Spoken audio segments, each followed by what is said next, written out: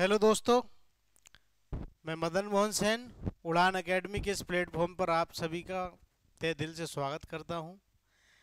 अभी तक की अपनी टेक्निकल की जितनी भी क्लासेस हैं आई हैं, सारी क्लासेस को आप आशा करता हूं कि आपने पढ़ी होंगी। और अपन अब आगे बात करते हैं कि अपनी जो पिछली क्लास जो ख़त्म हुई थी, वो क्लास ख़त्म हुई थी काय पर, आउटसाइड कैलिपर और इनसाइड कैलिपर। कैलिपर के प्रकार के कैलिपर कितने प्रकार के होते हैं, तो अपन ने बात की थी कि कैलिपर दो प्रकार के टाई जॉइंट के अनुसार दो प्रकार के होते हैं और कार्य के अनुसार भी दो प्रकार के होते हैं। ठीक, ये अपनी यहाँ तक की बात, उसमें डिटेल में अपन ने पूरी बात समझा दी। फिर अपन ने एक अलग टाइप चालू किया कैलिपर के अंदर, दूसरा टाइप है जो पेपरों में सबसे ज़्यादा पूछा जाता है। इसके बिना कोई भी एग्जाम आप दो ऐसा ना हो कि वो ना आए, वो क्वेश्चन आएगा ही आएगा, सेट चाहे जो भी हो, क्योंकि वो एक तरह का एक पेपर का एक टॉपिक का मेन हिस्सा है वो। इसलिए मैंने उसके लिए अलग से वीडियो बनाई कि छोटा वीडियो भले ही बनाऊं, लेकिन ये है कि जब भी वो वीडियो बनाया जाए पूरी डिटेल में बनाया जाए ताकि कोई डाउट भी पैदा ना हो। ठीक, तो अब बात करते हैं अपन। ये अपना हो चुका था फर्म जॉइंट कैलिपर और स्प्रिंग जॉइंट कैलिपर। लेग के अनुसार हो चुका था बाहरी माप लेने के लिए और भीतरी माप लेने के लिए। अब बात आती है अपनी जेनी कैलिपर पर। इतना अपना हो चुका था, यहाँ से अपन को आगे बढ़ना है। ठीक है, तो जेनी कैलिपर का यूज क्या है, जेनी कैलिपर की आवश्यकता क्यों लगी अपन को, इस विषय पर अपन बात करते हैं। ठीक, तो जेनी कैलिपर क्या है। कैलिपर पहली बार तो कैलिपर के अंदर ही आता है कि कैलिपर क्या है, अप्रत्यक्ष मापी यंत्र है। ठीक है, जब अपन किसी भी जॉब को वर्कशॉप में 0.5 की एक्यूरेसी में किसी भी जॉब की मार्किंग करते हैं तो उसमें सबसे बड़ा योगदान जेनी कैलिपर का होता है। जेनी कैलिपर जो मैं बोल रहा हूं, मेरे ध्यान से सुनना, जो मैं बोल रहा हूं यही कि सेम टू सेम जो बोल रहा हूं वही ऑब्जेक्टिव बनेगा और वही पेपर में पूछा जाएगा। मैं लंबा खींचने की कोशिश नहीं कर रहा हूं इस चक्कर से। मेन मुद्दे की बात जितना समझ में आए वो गहराई के साथ कम शब्दों में समझो। जेनी कैलिपर क्या है, जेनी कैलिपर एक मार्किंग औजार है जो कि मार्किंग के कार्यों में प्रयोग में लाया जाता है। मार्किंग किस प्रकार की जाती है, तो मार्किंग 0.5 की एक्यूरेसी में जब अपन किसी को जॉब की मार्किंग करना होती है तब अपन काय का प्रयोग करते हैं, जेनी कैलिपर का अपन प्रयोग करते हैं। जेनी कैलिपर प्रयोग के अनुसार भी दो प्रकार के ही होते हैं। ठीक है, जेनी कैलिपर भी क्या होते हैं, दो प्रकार के होते हैं। एक होते हैं कौन से, सामान्य लेग वाले, और एक होते हैं हील टाइप कैलिपर। ये भी दो प्रकार के होते हैं। ठीक है, तो इनका प्रयोग जो है क्वेश्चन में बार बार पूछा जाता है। ठीक है, कि जेनी कैलिपर का उपयोग क्या है, जेनी कैलिपर के कितने प्रकार के होते हैं और जेनी कैलिपर को किन किन नामों से जाना जाता है। तो यही यहां पर दिया गया है कि जेनी कैलिपर के उपयोग बताएं। जेनी कैलिपर दो प्रकार की टांगों का उल्लेख कीजिए। ठीक है, तो इसके बारे में अपन बात करेंगे। जी अपने क्वेश्चन है, मैं आपको बता चुका हूं कि जेनी कैलिपर काय का बना होता है, हाई कार्बन स्टील का बना होता है। ठीक, अगर हाई कार्बन स्टील और माइल्ड स्टील केस हार्ड के साथ दिया होगा। केस हार्ड क्या होता है, हर जगह सबको देखने को मिला होगा, जितने भी नए लड़के हैं पुराने लड़के हैं। केस हार्ड क्या होता है, केस मतलब उसका जो केस है, उसका जो टॉप की एज का जो केस है ये वाला, इसको क्या कर देते हैं, हार्ड और टेम्पर कर देते हैं इस वाले एरिया को। ठीक है, ताकि ये बार बार घिसता है तो इससे एक्यूरेसी को प्रभावित करता है, इसलिए इसको क्या कर देते हैं, सरफेस को केस हार्ड बना दिया जाता है। जितना आजकल क्या होता है, पहले पूरा केस हार्ड कर देते थे, लेकिन अब ऐसा नहीं होता। जितनी जरूरत है उतना ही काम करो, जितनी जरूरत है कि ये संपर्क में आ रहा है तो इसी को केस हार्ड कर दो। तो ये होता है। सामान्यतः याद रखना सबसे ज्यादा प्रायोरिटी किसको देना है, हाई कार्बन स्टील। तो हाई कार्बन स्टील का जेनी कैलिपर अपना बना होता है, ये इसका मटेरियल है। साइज के बारे में बात करें तो इंडस्ट्री में जब अपन यूज करते हैं तो 300 mm तक की, मैंने बोला था ना उस टाइम पे अपन जब अपन ने रूल पढ़ा था, अपन ने जब रूल पढ़ा तो रूल में कितना दिया था, 150 से 600 तक रूल की एक्यूरेसी होती है, लंबाई होती है, सॉरी। तो लंबाई 150 से 600 तक होती है, लेकिन सामान्य तो यूज कितने तक करते हैं अपन? 150 से 300 तक। इसलिए अपन 150 से 300 तक इसमें लिखा है। 150, 200, 250, 300 mm के आकार में ये उपलब्ध है। इससे ज्यादा के आकार में जी अपन को मिलता नहीं, मिलने को मिलता है, लेकिन अपन को क्या है कि जो थ्योरी में दिया है, जो नेमी पैटर्न बोलता है, अपन ने सेम टू सेम उसको फॉलो करना है। और ये same to same question paper में पूछे जाते हैं। मैं पहले ही कह चुका हूं कि आप कहीं भी जाकर देख, पहले से कोई थ्योरी नहीं पढ़ाता, डायरेक्ट ऑब्जेक्टिव कराता है। मैं क्या कर रहा हूं कि सबसे पहले थ्योरी पढ़ा रहा हूं, आपको समझा रहा हूं, इसके बाद में ऑब्जेक्टिव में फिर आपको समझाऊंगा। तो यही मेरा मतलब पढ़ाने का रूल है, और अधिकतर बहुत प्रभावी रहा है, और आशा करता हूं कि आप भी पढ़ोगे। ठीक है, तो 300 mm साइज तक जो उपलब्ध होते हैं। मटेरियल की बात करें जो हाई कार्बन स्टील का बना होता है। ठीक है, अब जेनी कैलिपर की दो प्रकार की टांगे होती हैं, मैंने बताया ना। एक का क्या नाम है? एक होती है हील टाइप, एक कौन सी होती है? एक होती है हील टाइप। हील बोले तो जैसे लड़कियां जिस प्रकार सैंडल नहीं पहनती, उनको ऊंची सी एड़ी बनती है, मतलब सर सैंडल का जो हिस्सा उठा हुआ रहता है, उसी तरह इस कैलिपर का एक हिस्सा थोड़ा सा उठा हुआ है। ये आपको जो दिख रहा होगा, मैं दिखा दूं, ये वाला हिस्सा, तो इसको क्या बोलते हैं? Heel type caliper. तो हील टाइप कैलिपर का उपयोग कहां किया जाता है, इसके बारे में अपन बात करते हैं कि हील टाइप कैलिपर का उपयोग कहां करते हैं। जैसा कि अपन को दिख रहा है कि हील टाइप कैलिपर में बाहरी सिरे के समांतर अगर अपन को रेखाएं खींचनी है, ठीक है, क्योंकि अपन इसको मार्किंग में प्रयोग करते हैं। मैंने आपको बताया भी था कि कैलिपर का उपयोग कहां करते हैं? अपन मार्किंग में करते हैं। जब भी जो भी व्यक्ति आईटीआई किया होगा, तो आईटीआई में जब भी किसी भी जॉब को बनाना है या जो भी वर्क पीस को बना रहे हैं अपन, तो मार्किंग करने के लिए काय का उपयोग करते हैं? आपने देखा होगा, फर्स्ट ईयर में भी आपने देखा होगा, सेकेंड ईयर में भी आपने देखा होगा, जितने भी हैं, और बीएचएल में भी आपने देखा होगा। बीएचएल में हाई एक्यूरेसी के जॉब बनाए जाते हैं, इसलिए वर्नियर कैलिपर, एमआई वगैरह फाइन एक्यूरेसी में काम करते हैं। लेकिन सामान्यतः जब वर्कशॉप में अपन यूज करते हैं, या ये एल्यूमिनियम वर्क वगैरह जो काम करते हैं, शीट मेटल का काम जब अपन करते हैं, तब अपन देखते हैं कि सामान्यतः इन्हीं चीजों का प्रयोग होता है। ठीक है, तो हील टाइप कैलिपर का उपयोग काय के लिए बताया? बाहरी सिरे के समांतर। क्या है? बाहरी सिरे के समांतर, बाहरी सिरे के समांतर। ये बाहर का सिरा है,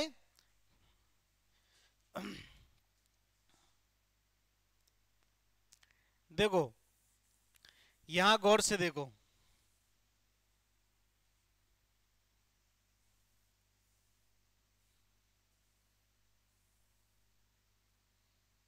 अब गौर से देखो, ये जो बाहर का सिरा जो आपको दिख रहा है, ये वाला हिस्सा,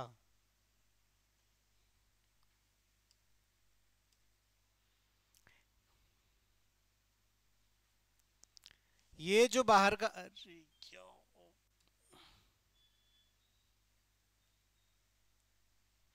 ध्यान से समझना, ये जो हिस्सा दिख रहा है, देखो जब भी अपन किसी जॉब को बनाते हैं तो सबसे पहले क्या करते हैं? आप सभी को मालूम होगा, सबसे पहले अपन उसकी सरफेस को तैयार करते हैं, वर्कपीस या जॉब की वर्कपीस की सरफेस को जो तैयार करते हैं, वो किस टूल का उपयोग करते हैं? जब उस टाइम पे ट्राई स्कोर का। अभी आप इतना याद रखिए, ठीक है? ट्राई स्कोर सभी लोगों ने देखा होगा, मैं सारी चीजें आपको समझा रहा हूं डिटेल में, ठीक है? जब अपन ट्राई स्कोर से इसकी एज को, सरफेस को बना लेते हैं, तो बनाने के बाद फिर अपन क्या करते हैं? मार्किंग मीडिया लगाते हैं। मार्किंग मीडिया लगाने के बाद जब वो सूख जाता है, फिर अपन उसके बाद काय का यूज करते हैं? मार्किंग टूलों का यूज करते हैं। मार्किंग टूल में पंच, हैमर और कैलिपर, इनका यूज किया जाता है।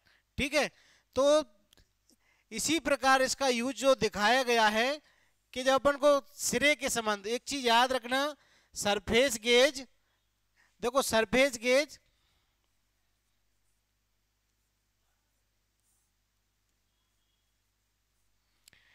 यहां अंतर स्पष्ट कर दूं मैं। सरफेस गेज, सरफेस मतलब एक ऐसी सरफेस, सरफेस गेज का उपयोग कहां करते हैं? सरफेस गेज का उपयोग कहां करते हैं?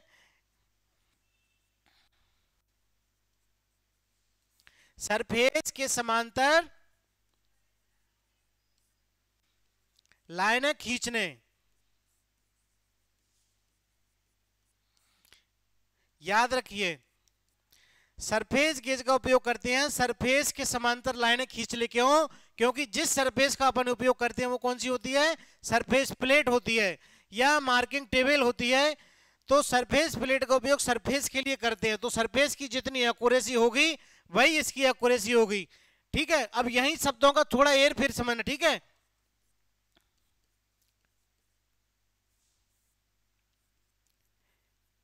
एज के समांतर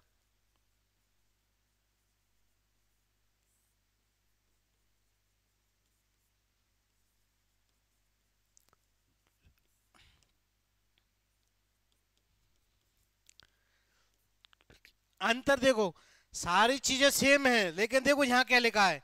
यहां पे लिखा है एज के समांतर लाइनें खींचने के लिए। क्यों? क्योंकि ये वाला जो जॉब है, इस जॉब की सरफेस को अपन ने बनाया हुआ है, इस सरफेस के समांतर अपन इसकी मार्किंग कर रहे हैं। तो ये चीज याद रखना कि सरफेस के समांतर लाइनें खींचने के लिए क्या है? सरफेस गेज या गाइड पेन सरफेस गेज के अंदर ही आती है। लेकिन मेन चीज एज के समांतर लाइनें खींचने के लिए क्या का प्रयोग करेंगे? तो इसमें काय का प्रयोग किया जाएगा? एज के समांतर लाइनें खींचने के लिए काय का? कैलीपर का प्रयोग किया जाएगा, जेनी कैलीपर का। ठीक है, अब बात करते हैं, मैंने आपको समझा दिया कि हील टाइप कैलीपर का उपयोग कहां किया जाता है। हील टाइप कैलीपर का उपयोग करते हैं बाहरी सिरे के समांतर। किसके? बाहरी सिरे के समांतर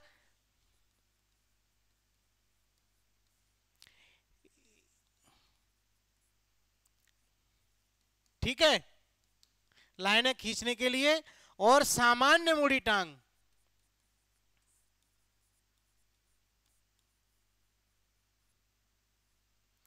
सामान्य मुड़ी लेग, सामान्य मुड़ी है ना ये। अब ये मुड़ी कितने पर रहती है? इसकी जो बेंडिंग होती है वो कितने पर होती है? 45 डिग्री पर होती है। ठीक है, एक चीज याद रखना। ठीक, तो सामान्य मुड़ी लेग वाले कैलिपर का यूज जो होता है वो काय के होता है? ये आंतरिक कोर के समांतर लाइनें खींचने के लिए।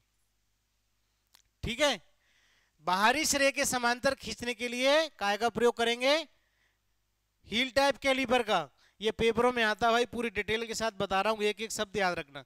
ठीक है, सामान्य मुड़ी लेग वाले का यूज होता है आंतरिक कोर के सारे समांतर रेखा खींचने के लिए। ठीक है, सामान्य मुड़ी टांग वाले कैलिपर का उपयोग किसी आंतरिक कोर के सहारे रेखा खींचने के लिए उपयोग किया जाता है। ये मैं आपको बता दिया, ये बात हुई कंप्लीट। ठीक, अब आगे बढ़ते हैं। ये इसको डिटेल करके टिक करके देखो, इसमें दिखाया भी गया है। ठीक है,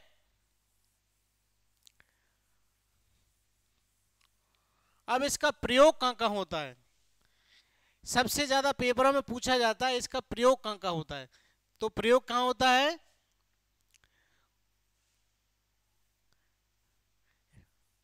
राउंड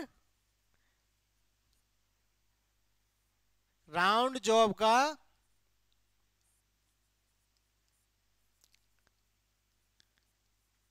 सेंटर ज्ञात करने में। ठीक, इसका पहला प्रयोग क्या है? गोल जॉब का अगर सेंटर अपन को निकालना हो तो अपन इसका प्रयोग करते हैं। ठीक है, वक्र सतह, वक्र बोले तो कर्व, कर्व सरफेस,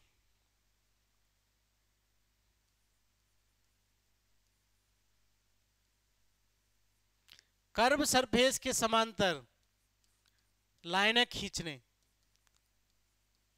ये जो मैं आपको पढ़ा रहा हूं सेम टू सेम ये बुकों में भी दिया गया है, और इसको और अच्छे तरीके से मैंने आपको समझा दिया है ताकि आप भूलो नहीं। हील मैंने बता दिया ना, जैसे जिस प्रकार सैंडल में हील होता है जैसे कैलिपर में भी हील होता है। ठीक है, तो heel type caliper, heel trick है, जैसे कोई भूल जाए कि हील टाइप कैलिपर का, तो हील कैसा दिखता है? भील के जैसा। तो भील कैसा था? भारी सरफेस।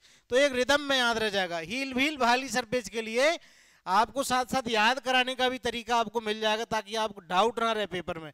ठीक है, सामान्य मुड़ी लेग वाले कैलिपर का उपयोग कहां किया जाता है? तो उसके बारे में मैंने बता दिया आपको। आंतरिक कोर के सहारे रेखाएं खींचने के लिए इसका प्रयोग किया जाता है। ये कैलिपर के बारे में दिया है और इसके बारे में देखो ये दिखाया गया है कि गोल जॉब का सेंटर कैसे ज्ञात किया जा रहा है। ये देखो, ठीक है, ये 22 में जॉब को रखा गया है, कोई गोल जॉब है, तो गोल जॉब में इस प्रकार से कैलिपर को देखो, मैंने बोला ना एज के समांतर, तो ये एज के है, इसकी जो मार्किंग की जा रही है एक सेंटर पॉइंट लगा लिया गया है कैलिपर के द्वारा और कैलिपर के द्वारा उसकी मार्किंग की जा रही है। ये दिखा गया है, ये काय का यूज है, ये जेनी कैलिपर का उपयोग है। ठीक है, तो ये जेनी कैलिपर का उपयोग है। अब जेनी कैलिपर को किन किन नामों से जाना जाता है, तो जेनी कैलिपर को हार्मोफ्रोडाइट कैलिपर के नाम से भी जाना जाता है, लेग और पॉइंट कैलिपर के नाम से भी जाना जाता है, कभी कभी इसको लंगड़ा कैलिपर के नाम से भी जानते हैं। तो लंगड़ा कैलिपर क्यों? क्योंकि इसकी एक टांग कैसी होती है, मुड़ी हुई होती है 45 डिग्री पर, इसलिए इसको क्या बोलते हैं, लंगड़ा कैलिपर के नाम से भी इसको जाना जाता है। ठीक है, तो ये सारी चीजें इसमें आपको मैं बता चुका हूं। ठीक, इसकी मार्किंग लेते समय क्या करते हैं, जैसे ही अपन इसकी मार्क को ले लेते हैं जॉब पर मार्क लेने के बाद या स्टी रूल पर इसकी मार्किंग को पढ़ा जाता है, इसलिए इसकी जो एक्यूरेसी होती है वो कितनी होती है, इसलिए इसकी एक्यूरेसी होती है 0.5 mm, ये भी मैंने आपको बता दिया था। ठीक है, अब आगे बात करते हैं कि इसमें अब थ्योरी बात करें कि थ्योरी क्या बोलती है। ठीक, तो जेनी कैलिपर में एक लेग के साथ एक समायोजक बिंदु के साथ होता है, मैंने बोला था इसमें एडजस्टेबल पॉइंट होता है, एक पॉइंट जो दिया गया है एक मुड़ा हुआ रहता है, एक एडजस्ट किया हुआ रहता है। ठीक है, ये एडजस्ट क्यों कर सकते हैं, क्योंकि ये एडजस्ट कर इसलिए किया जाता है, जब अपन मार्किंग करते हैं तो ये पॉइंट घिस जाता है, तो घिसने के बाद फिर उसके बाद ऑल स्टोन पर इसकी धार को तेज करके बराबर पॉइंट में लाया जाता है, चाहे वो डिवाइडर हो चाहे वो स्क्राइबर हो, ऑल स्टोन पर इसकी धार को तेज किया जाता है और इनका जो पॉइंट होता है ये बराबर सेम डायरेक्शन में होना चाहिए। अगर इस पॉइंट और इस पॉइंट के बीच की जो इनके जो पॉइंट है वो आपस में मैच करे हुए होना चाहिए, ऐसा नहीं कि इसका एक पॉइंट नीचे जा रहा है ऊपर जा रहा है, इससे मार्किंग खराब हो जाएगी। ठीक है, तो होता है जबकि दूसरा पॉइंट मुड़ा हुआ रहता है, बताया मैंने इसको कितने पर मुड़ा रहता है, 45 डिग्री पर मुड़ा हुआ रहता है। ठीक है, 150 mm, 200 mm, 250 mm, मैंने बताया था कि 150 से 300 mm सामान्यतः अपन यूज करते हैं। तो जब इसका प्रयोग, जब जो भी मार्किंग टूल है जिसमें स्टी टूल का प्रयोग होगा, ये मेरी ट्रिक है खुद की बनाई हुई एक तरीके से, या एक तर्क है कि 150 से 300 mm का प्रयोग होगा। ठीक है, डिवाइडर वगैरह के लिए 200 mm तक चलता है।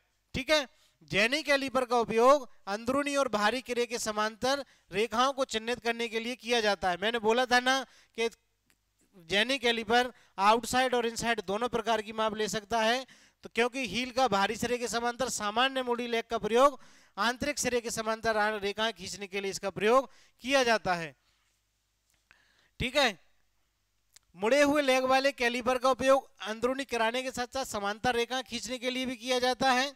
ठीक है, और हील टाइप कैलिपर का उपयोग किनारे के साथ समांतर रेखा खींचने के लिए किया जाता है, ये मैंने आपको बता दिया है। ठीक है, इसके अन्य नाम कौन से हैं, हार्मोफ्रोडाइट कैलिपर, लेग और पॉइंट कैलिपर और ऑडलेग कैलिपर, इन नामों से इसको जाना जाता है। ठीक है, ये भी मैं आपको बता चुका हूं। अब यहां पर कैलिपर के बारे में मैंने आपको पूरी डिटेल दे दी है। अब एक अन्य प्रकार का कैलिपर है, उस कैलिपर के बारे में और बता देता हूं आपको कि वो कैलिपर कौन सा है। वो है एक कैलिपर है जिसका नाम है ट्रांसफर कैलिपर। अब मैंने बोला था कौन सा है वो,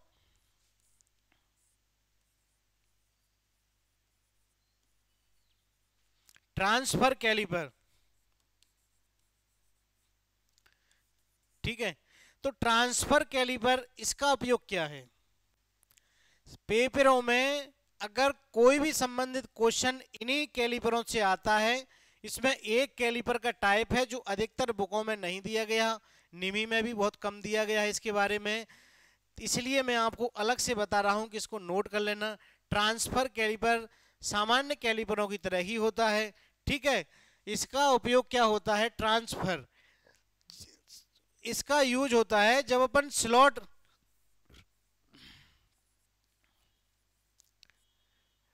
स्लॉट वाले भाग का माप लेना होता है तब।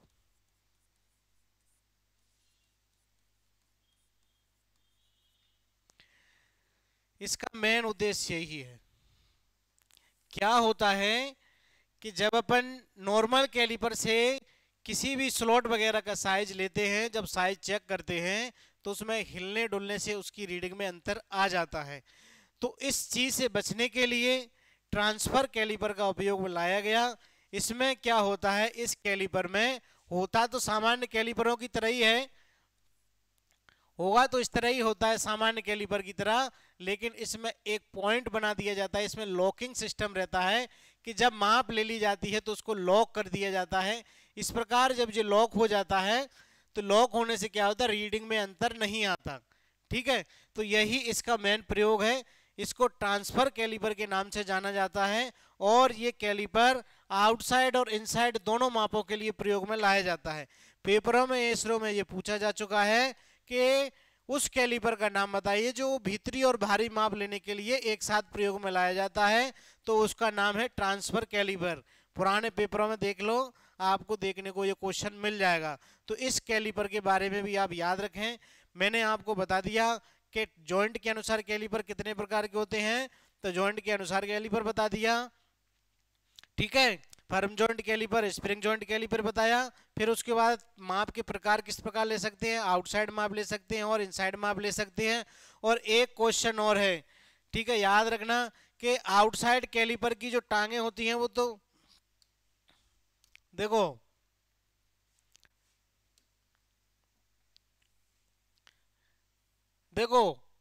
आउटसाइड कैलिपर और इनसाइड कैलिपर का अंतर बताऊं। देखो, आउटसाइड कैलिपर की जो लेग होती हैं,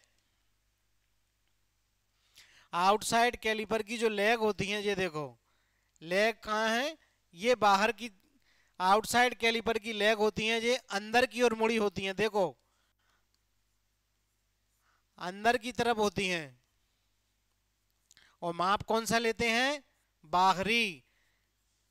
तो ये ऐसी ही चीजों में ये उलझा के रखता है। ऐसे ही इनसाइड कैलिपर होता है। ठीक है, ऐसे